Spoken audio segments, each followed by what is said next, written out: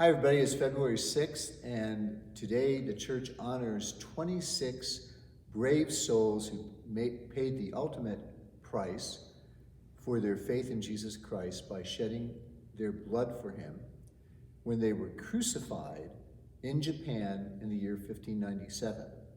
Now, among these 26, there were 3 Japanese Jesuits, and there were 21 Franciscans, both religious and secular, and 2 lay people, and they all gave their lives for Christ in 1597 in Japan.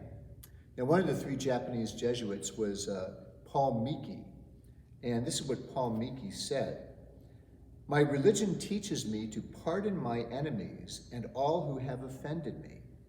I do gladly pardon the emperor and all who have sought my death. I beg them to seek baptism and be Christians themselves." So that's an incredible witness, not only following Jesus's emphatic command that we love our enemies and we forgive those who have wronged us, but also he gave witness at the point of his death that other people should also come to know Jesus and become Christians.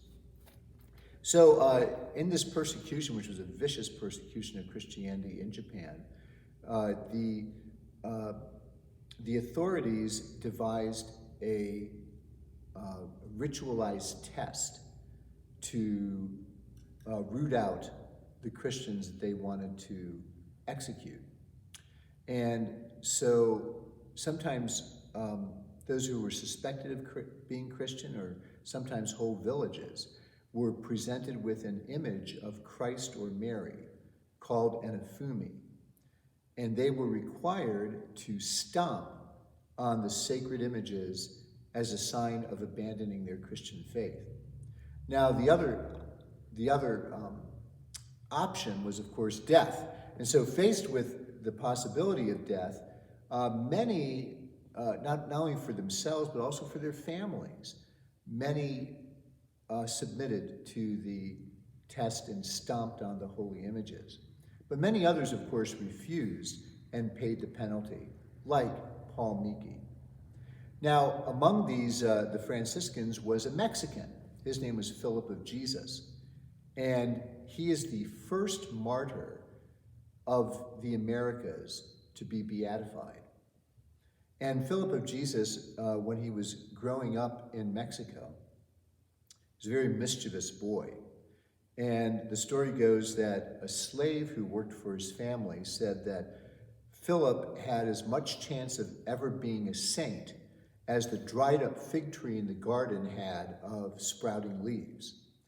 Well, on the day that Philip of Jesus was executed in Japan for his faith, back in Mexico, that fig tree burst into full leaf, and the slave bounded about the neighborhood crying out, "Little Philip is a saint."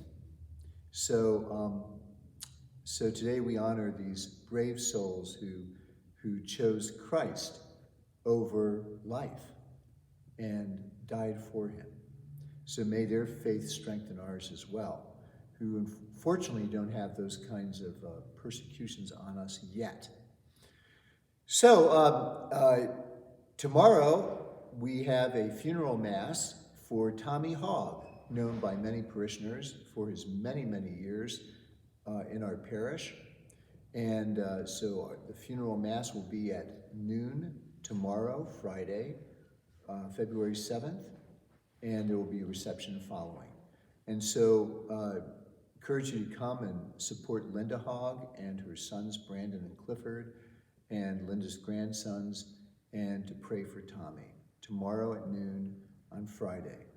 And this weekend, pray for our 3 youth who are going to the Diocesan Youth Convention, and I will be there on Saturday of the weekend to hear confessions for the thousands of teenagers throughout the diocese who will be attending this great event.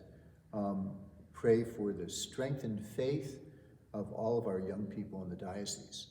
And on Sunday, our Knights of Columbus will offer another great breakfast between the morning masses at a price you cannot beat in the social hall.